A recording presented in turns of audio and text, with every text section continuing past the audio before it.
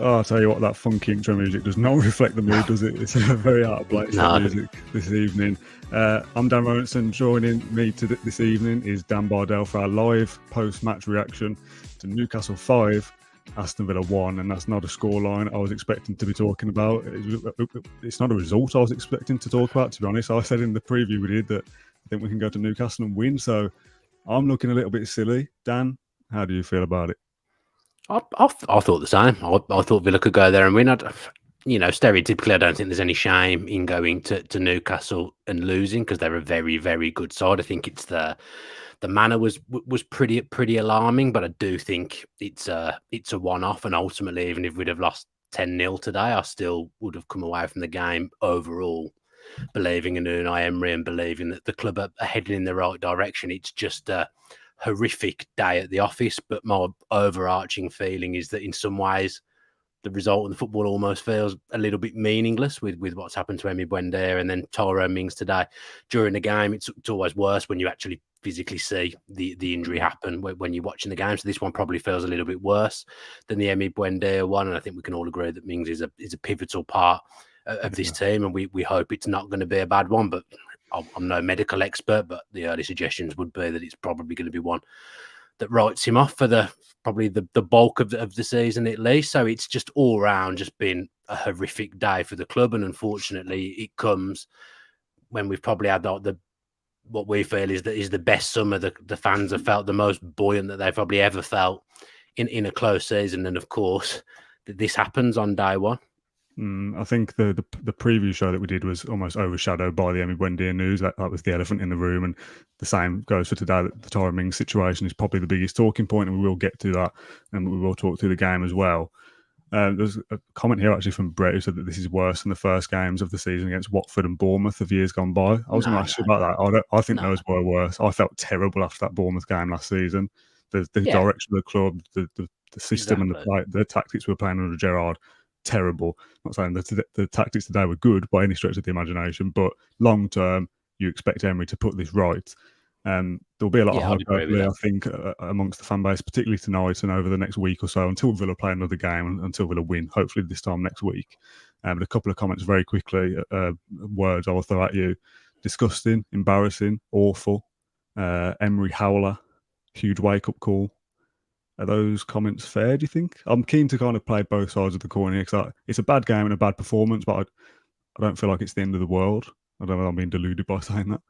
No, I feel the same. Look, I'm not here to tell anyone that their opinions are wrong. If people think that, then that's how they feel. They're entitled to feel the way they feel. I think the biggest thing is that someone else has just said it there and I've missed it. Is I think Tony Colabella. I don't think anyone could have foreseen that happening today. If you'd have had to have predicted a score, I don't think even the most buoyant of Newcastle fans would have predicted 5-1 to Newcastle, and even the most depressive of Villa fans would have predicted 5-1. So it just was overall just an awful day. I think your point about the Watford game, I was at that game physically, and it was the first time we've been allowed back at away games for years, and you were all delighted to be back, and then within 15 minutes you were like, bring back COVID. It was horrendous. And then the Bournemouth game, I would say off the back of that, me personally, I felt worse off the back of the first game of last season than I do right now, because I think generally I've got more trust in the hierarchy and the manager than I did in the hierarchy and the manager this time last year. That just felt like it was going to be every week. And it was. That felt like the beginning of the end for Gerrard. And we didn't say it on the podcast at the time, but off air we were like, well, this doesn't look good. Like, Gerrard's probably going to have to go at some point. I wouldn't feel like that about Emery this evening, despite a 5-1 defeat. I'm not thinking Emery might be gone by Christmas. Obviously not. It's just a bad day. A very bad day, but just one. Yeah, but this won't be the norm. That as I say, the Bournemouth game, that was the norm very much for away games. The next away game was at Crystal Palace, and it was pretty much a carbon copy performance. Other than we scored, we still lost by 2 goals, and there was still so much stuff I saw that day that was terrible. I've seen stuff today that was terrible, but I don't believe that I'll see it again. I just don't think that's in Emery's nature. Those players will have to sit there and watch that game so many times this week that I believe they'll iron out the mistakes. And I will say, it's on Emery as well. It's a collective problem today. The manager and the players. I thought the fact that we were still playing that high line, even after we made all those changes and we kind of changed the setup of the defence a little bit, the fact that we were still playing that high line was a little bit of a concern because it clearly hadn't worked all day and it was continuing not to work. And if it weren't for Emi Martinez, I think it probably would have been closer to the 10 goals I was talking about at the start of the game. But first half, I do think the Mings injury has massively affected the team. I don't think we were defending brilliantly to begin with, but then when you lose him, it obviously becomes even worse because he is the leader of that defence. But we went in at half-time 2-1, and as much as Newcastle could have been further ahead, it quite easily could have been 2-2 as well. We had chances. Yeah. The disaster has come in the second half where Emery's changed things a little bit. Conce's made a terrible mistake, probably the first mistake he's made of that ilk for a long, long time now. I don't remember the last time Conce made a mistake like that. He's been punished by a very good player in Isak, who I thought was unplayable today. Yeah. So we're up against a very good centre forward and a very good team on a day when we've had a complete off day. But I think from probably half time, we've ended up with players on the pitch and in a shape that we just won't have worked on all week. You know, we won't have worked on Tielemans playing from the left-hand side. We won't have worked on Conce and Torres being the two centre-backs. That just won't have been a system and a personnel thing that we've worked on. You know, Buendia would have probably been in the 11, and I would have said that he would have probably been a massive part of the work in the week as well. So I do think there's extenuating circumstances, and I think on the face of it as well, I mean, Newcastle got anyone missing? I would say that's arguably their strongest team, and they've come out all guns blazing with a buoyant St James's Park, as you would expect. We've got 3 pretty critical players missing, I would say, and then we've lost another critical player during the game. So I didn't like very much of what I saw today, but I do think there was a lot of stuff going on that kind of makes it understandable to a degree, if that makes sense. Yeah, I get what you're saying, but I also feel like we shouldn't be making excuses to capitulate in the way we did towards the end of the game. Like, even if all those circumstances do happen, still don't concede 5, do you? No, but I do think the fact that we continued to play that high line was culpable for that. The players didn't look comfortable with it when the 11 that had worked on it in the week were on the pitch. I wouldn't really expect the way we ended the game. You know, Carlos was on the pitch. You know, Carlos was on the pitch. I think Conce was playing right back. I couldn't always work out what the defensive system was, to be honest, which probably tells you everything that you need to know. But we're just playing with people who won't have worked on it in the week, and we looked shaky with it at the start of the game, and by the end of it, it didn't get any better. But I wouldn't expect it to improve. Yeah, I tweeted at half-time, utterly miserable first half besides the Diaby goal, grim, and I had 29 replies pretty much straight away all saying, like, come on, the first half wasn't that bad. And I think it was basically misread that I felt grim, I felt terrible at half-time because of the Tyrone Mings situation. That was a massive dampener on the game. Felt like it in the stadium as well, felt like it on the pitch. And obviously as a fan base, it's massive. We're still waiting to hear, and I've got my eye open on another tab to see if John messages me from Emery's press conference, if they know anything. I don't think we'll find out anything tonight, to be honest. The line will probably be that he's having a scan or whatever, and we'll find out in the coming days. But even if he gets away with that being a 2-month injury, I think that's a very good situation. I expect he'll be out for the vast majority of the season, like you said. It just didn't feel good, did it? And we will talk about the Mings thing in a sec. But that first half was okay. We made chances. Diaby scoring his goal is a positive. We had moments and created chances where you think, oh, there's some of the Villa that I recognise.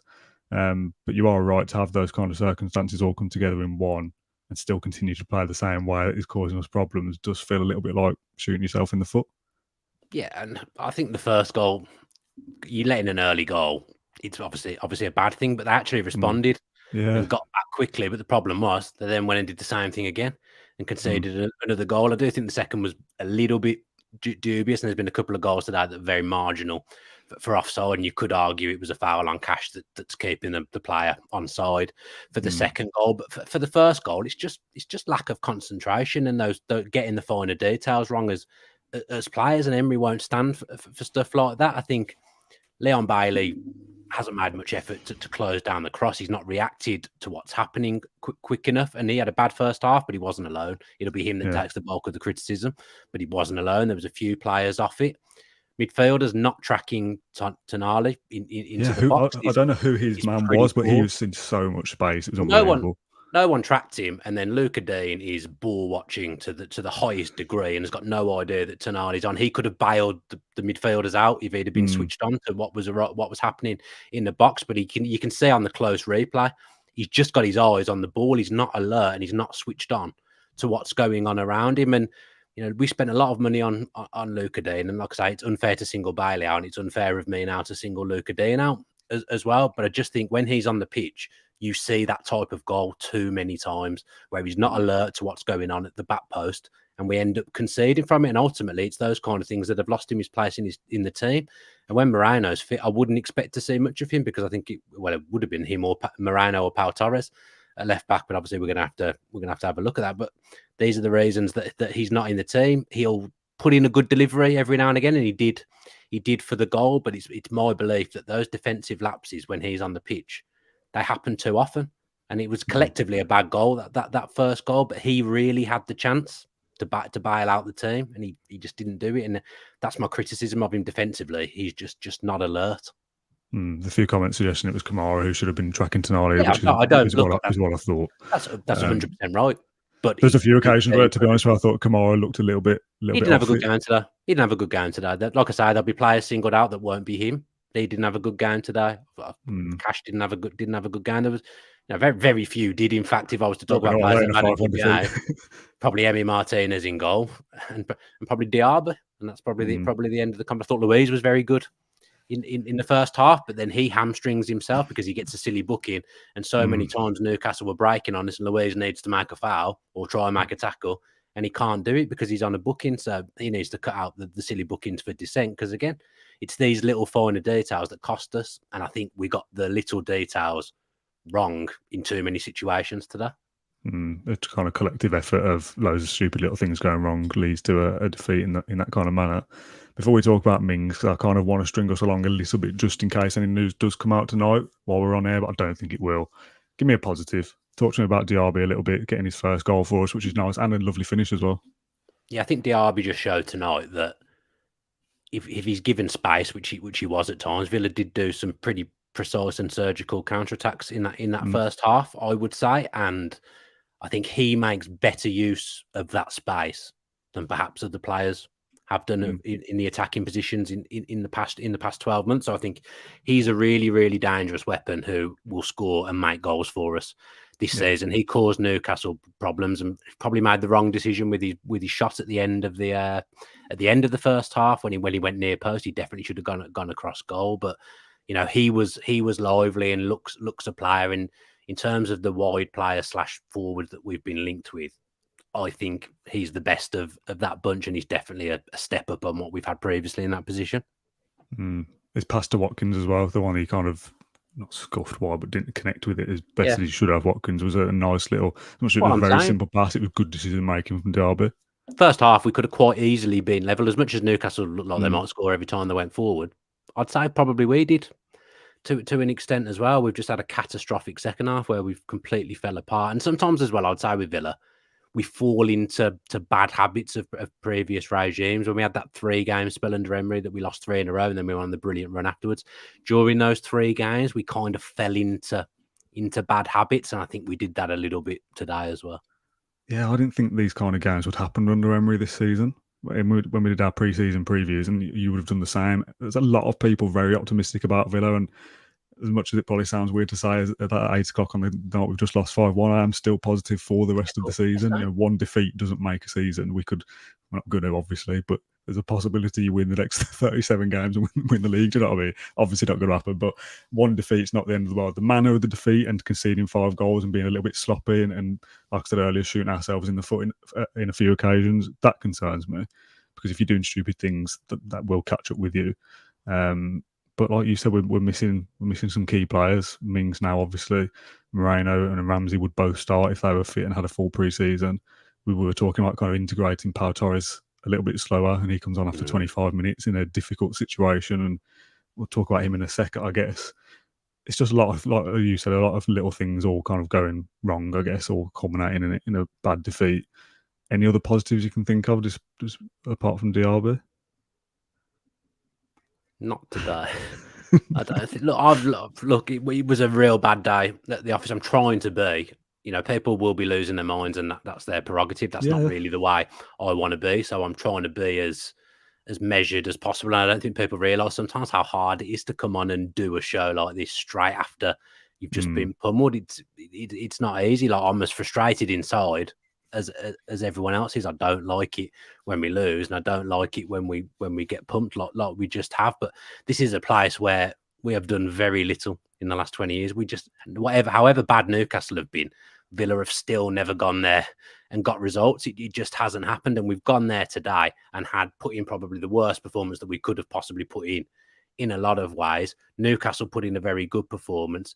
I think they were always going to today, but I did fancy us to hand on heart. I fancied us to spoil the party a little bit, Yeah, but you could barely hear the Sky pundits at the start of the game speak. What an atmosphere! What a time to be a Newcastle player and be a Newcastle fan. They're about to embark on a Champions League season, and they'll fancy the chances of beating most teams at St James's Park, and they'll win a lot of football matches at St James's Park.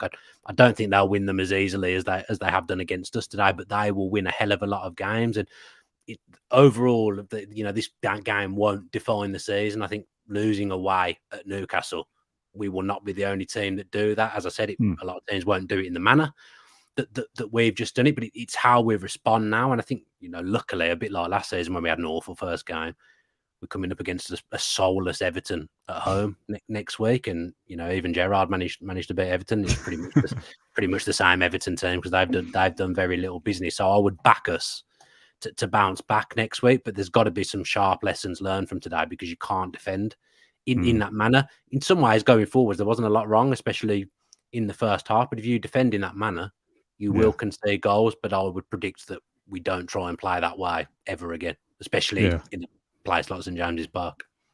Part of me feels like, and I think we've had this conversation before, that a manager kind of sticking to their guns and sticking to what they know is kind of commendable in a way, because you're playing your kind of way. But for someone as intelligent as Emery clearly is, to continue playing the same way in that game when it's clearly not working, you do kind of think, come on, mate, like, you've got to change it now, because it's all good. It's all well and good not changing it game to game, because the circumstances are very different. But 60 minutes into that game, for example, you could just go, right, we just need to change it here and do something totally different, because what's happening clearly isn't working. So that worries me a little bit. There's a comment earlier, bad tactics, bad selection or something. I don't know if I'll find it. It's like bad tactics, bad selection, bad attitude was the third. Are they all fair? I don't think you can selection. I think that's our strongest side on paper at the moment, isn't it, to begin with? People will say Leon Bailey shouldn't be playing, won't they? Maybe that we should have started with Pau Torres at left back or Konsa at right back and kept it a little bit more compact. Maybe that would be my main criticism, that we just weren't compact enough, and that we're playing the high line, which is okay if the whole team joined up. But it felt like there was a massive gap between the defence and midfield, so it was just so easy to play through that high line. Like I said, when Douglas Luiz is on a booking, you're playing with two DMs, and one of your DM can't put a tackle in because he's on a booking from early on in the game. That's going to open up gaps and holes. I just think everything went wrong today. It's not bad attitude, is it? Because we're 2-1 down, and Konsa hasn't tried to make that mistake. He's just made a mistake. And Konsa, I was a big critic of him this time last year, but in the second half of the season, I thought he was very good. And actually, a couple of moments in the first half, I thought he really bailed us out with some real good covering and some real good recovery defending. He's just, he just lost his bearings and made a mistake. And that goal, unfortunately, has killed the game. And then I think it's not bad attitude, but we just slip into those bad habits that I mentioned, and just ship another and another. As soon as Harvey Barnes came on the pitch, I expected him to score, because he always scores against us, and I thought we were going to get away with it. But he had a couple of runs into a pretty free penalty area just before that goal. We were inviting it. That's if I was to come up with one criticism, it would be that we did not change that high line, because I don't think it worked at any point during the game, and it certainly wasn't getting any better through the game. And I would have expected us to try and iron that out or do something about it. When he was started making defensive changes, I would have expected him to say, drop back, let's not make this a bloodbath. But we could have, if at 3-1, Cash has missed a massive chance, hasn't he? Yeah. Huge chance that you can't miss a chance like that in a game like that. Now, I actually think if he'd scored, we'd have probably still gone on to lose 4 or 5, because we would have continued to play that high line. But that was a that was a huge moment in the game. But then I would say also Martinez made a lot of big saves at moments during the game as well to keep the score down. I've got some quotes from John from Emery that I'll read about Tyrone Mings as predicted. Nothing on a time frame yet. He said, it doesn't look good. The doctor is telling us that we have to wait for a scan. We've lost 2 players, now very important players. We have to analyse. This week is very sad for us with Emiliano Buendia and today with Tyrone Mings. We lost today, but there was something that was more than we wanted. But the worst today was the injury with Tyrone. We have to take some days in reflection and then prepare for the game against Everton. So as expected, we're not going to get a diagnosis on Mings tonight, but all the kind of Twitter experts are suggesting that it didn't look good is the phrase that's going around tonight. Didn't look good, did it, that Tyrone Mings thing? We'll know tomorrow. We'll know tomorrow. Like with certainly there's murmurs of it the day it happened, wasn't there? I'd certainly heard it. Something comes up on Twitter and you completely dismiss it, but then I spoke to a couple of people and it was pretty clear that actually it was true. But then before today's game, there was rumours that Watkins wasn't playing because someone had done his missus's hair or something. So there's a load of nonsense on Twitter a lot of the time. But a stock clock even tells the right time twice a day. So on the Buendia, that stuff was true, wasn't it? But we'll know more about Mings tomorrow. But I don't know whether you saw the tweet by some medical guy basically confirming that's going to be a bad one, like Buendia. So you'd like to think we'll know tomorrow, certainly by Monday, what the time scale is. But I'll be amazed if it's anything less than 6 to 8 months and for, out for the most of the season. This is a very, very, very obvious question. How big of a miss is he? Huge. And if you want to play a high line, I don't think we can play it without him because I think people don't realise how quick he is. He's so fast. And he's a massive component of that of playing a high line. And even when we defend deeper, he's massive in that as well. He makes so many blocks. Mings was playing unbelievable football under Unai Emery. The way he was playing, I do think he was genuinely one of the best centre backs in the league at the back end of last season. He's a huge miss in terms of leadership as well. I've always thought in the past when he's not there, Consa suffers. He's in constant play with various different centre backs, and he's never looked as comfortable as when he does with Mings. I think that now means that Torres is going to have to be integrated sooner. I think it means he's going to be able to integrate it in a position that I don't think we were planning on playing him sooner, because I don't think the plan would have been to play him left centre back in a lot of games. I think we might as well talk about Torres at this point because we've segued into it. So undoubtedly, he's a very good footballer, a fine footballer. Everything I've seen of him, I thought he is a classy defender. But in games like that, if you've got him as an orthodox centre back, I think he may struggle, and I wouldn't have expected to see him playing as a centre back in those games. I would have expected to see him as the left back tucking in with two of the centre backs. So I think that's going to be a problem. I don't think although he's a left centre back, it's definitely not a like for like swap. Him and Mings, I think in a game like that against Newcastle, who are a physical side, but they're also a quick side. And to be fair to him, it's his first introduction to Premier League football. And he's been chucked into a team that wasn't functioning very well, playing a pretty high line. That's he's never going to have an easy day today. That just isn't going to happen. But I have concerns about him if he's playing in Mings' position like long term. Because I think in some games, I think he may get found out. That's just my early synopsis. I could be completely wrong in this. I'm just basing this on what I've seen of him before. I think he'll be a great sign in a game at Villa Park that you're expected to win and you're dominating possession. I think he's going to be a massive weapon and be really, really useful to Villa. But stereotypically in a game away at a tough team, I don't think you would have seen him playing left centre back for Villa. I just don't think Emery would have done that. But I feel like he was kind of forced into it a little bit today and it didn't work. Yeah, we spoke about, I assume you've not seen our big season preview because it was almost an hour and a half long, but we spoke about Torres in there and I said, yeah, of course you weren't watching it. I said that out of the 3 signings, Torres was the one that was kind of the jury was still out for me a little bit, that I can see that Tielemans, well, I'll get to it in a sec. You can see that Tielemans certainly offers something in terms of depth at the very least, but he's been very good in pre-season. Diaby, I think he's a stone waller. He definitely works and scores today as well, and I thought he might. Torres is the one that, yes, maybe in 12 months' time, we realise how much of an important player he is and how good he is. And I'm not doubting, like you, his technical ability. He's obviously a good player, but he creates more questions than he probably answers for me at the moment. And he's just a different type of defender to Mings. That's the problem. You have different types of midfield players and different types of strikers. He is a different type of centre back to Mings, and I believe, like I've said, the plan would have been in a lot of games to play him as a left back tucking in, like we've done with the right back. But I think sometimes you might have actually seen Moreno in midfield. That was it. I was about to say I agree with you, but what happens when Moreno comes back? Would he have played the You need a squad, more don't you? So natural left? you Yeah, need of different course. options. Moreno, I don't think would have actually played every game, but he's a huge miss. He would have played different every positions. game. Moreno, I think he would play left midfield in some games, and you'd have a Ramsey or a McGinn on the bench, perhaps for some games. But this was the problem. I felt like we were building quite a nice squad with different options in different positions, different types of players, and that's almost been completely ruined now just by losing two players. They're not short-term injuries. Losing Buendia and Mings to me means that those two probably need replacing. We can't afford to go into a season without two replacements.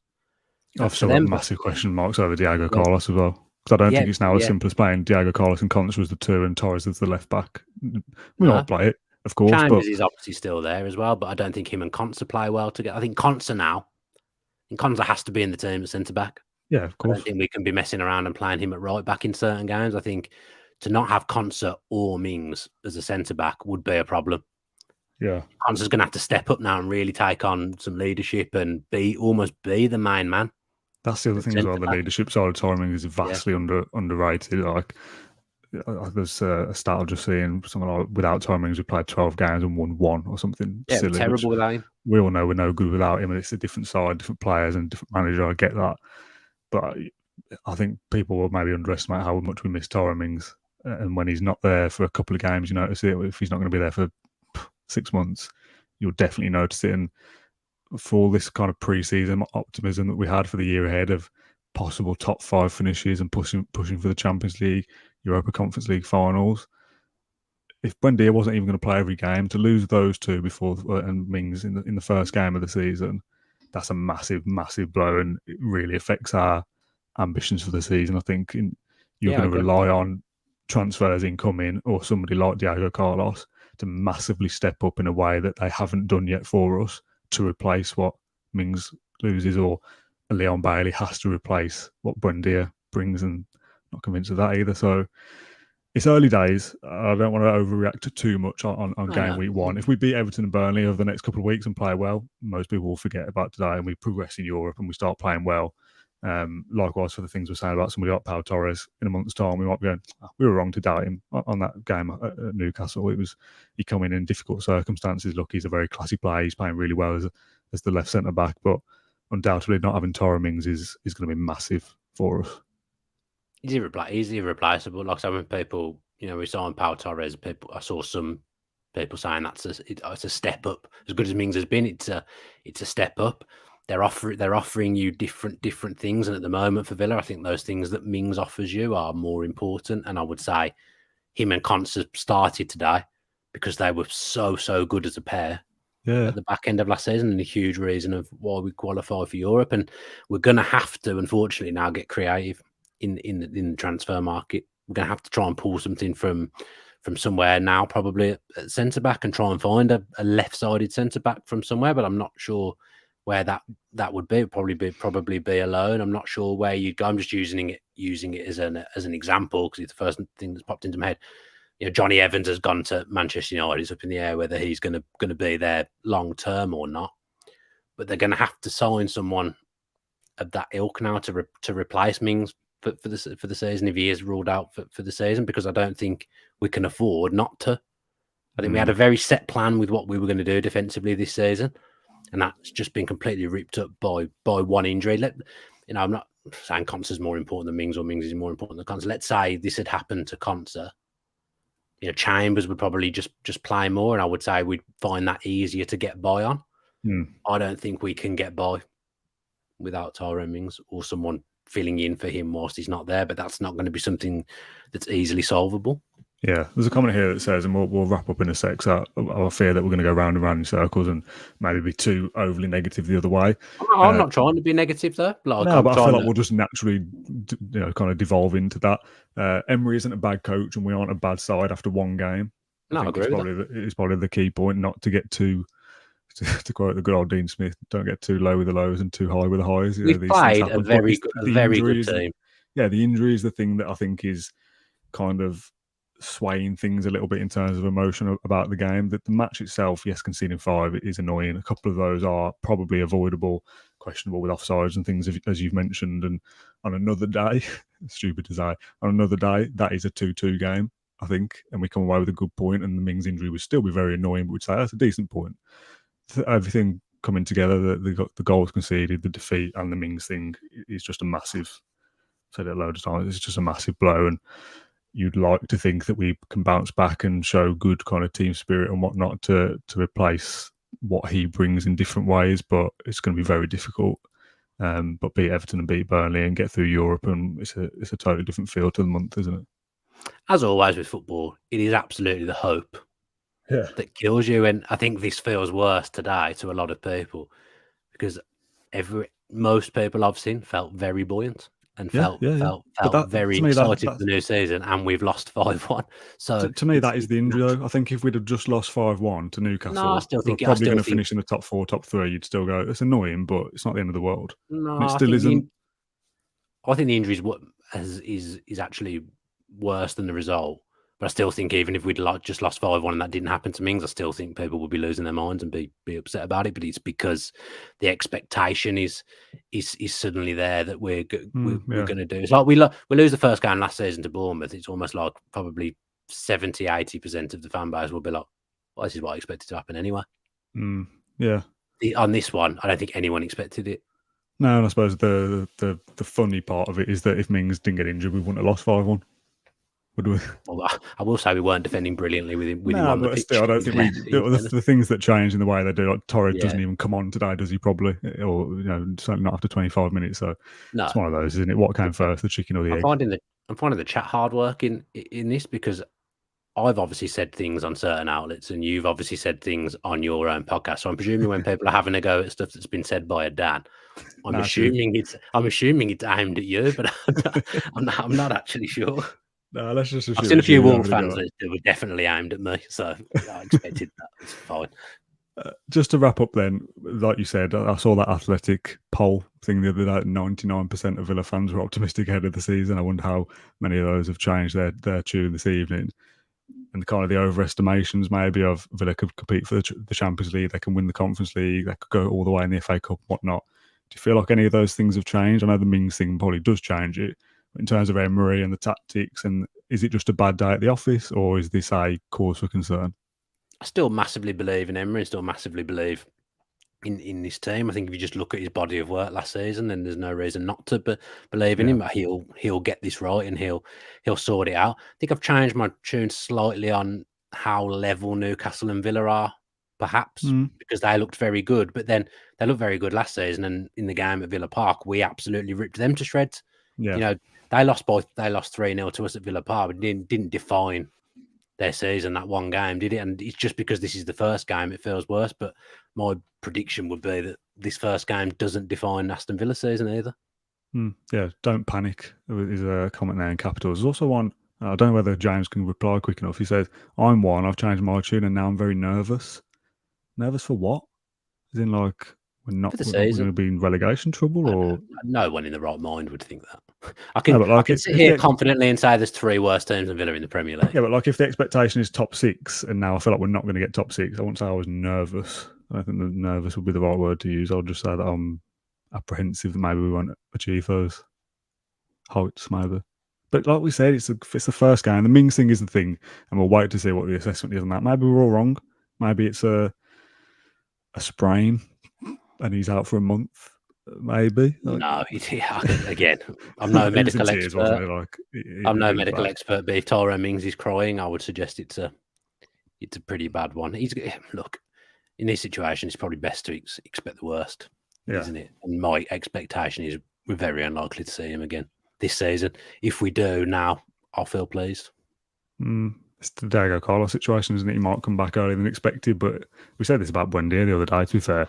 If he comes back in March or April, he's not going to change the game, is he? Because he's going to recover back from the injury. He's only going to play in little bits and pieces anyway. So we might see Mings this season, but it might be for 15 minutes in a game, we're already winning. He's not going to come back and start games every single week straight away, is he? So I think he's had this injury. If it's what the injury we suspect, I think he's had it before. So he'll know. That's as why he well. stops it. Possibly. Yeah. I saw Stu James from The Athletic, who must know Mings from somewhere.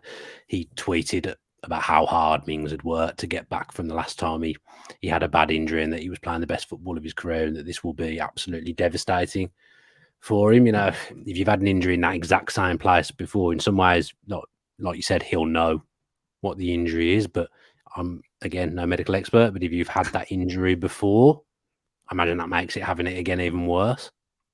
Yeah.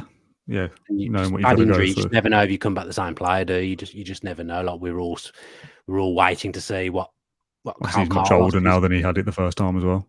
But we're looking at Carlos and thinking, is he going to be the same player that we paid 30 million for? We still don't really know. At this juncture, it is a concern because it's a bad injury. You know, Wesley had a really bad injury, and say what you will about him from the start. Obviously, some people wouldn't have thought he was great, and I probably agree with that. But he will now be. There'll be things that he can't do that he could do pretty easily before that injury. That's what these injuries are. Yeah, James says nervous of not following on from last season, the team losing confidence, having a bad run, and not kicking on like we all expected we were going to. Win next week, and you forget about this. Exactly. Yeah. Yeah. We'll call it there because, like I said, we're going to go round and round. Are you still excited for next week? Do you still feel optimistic to go to Villa Park in the first game and think we can go on and win games? Yeah, of course. Yeah, always. Yeah. I mean, I was excited to go to Villa Park for the first home game against Everton last season. So there's no reason for me not to be now. The thing that I would find frustrating now would be if off the back of one game, which I don't think this is going to happen, by the way. I felt like everyone just got to grips with what Emery was trying to do, and there was, like, when we were playing out from the back, there was no nervousness or anything like that in the whole end. I don't want that to creep back in.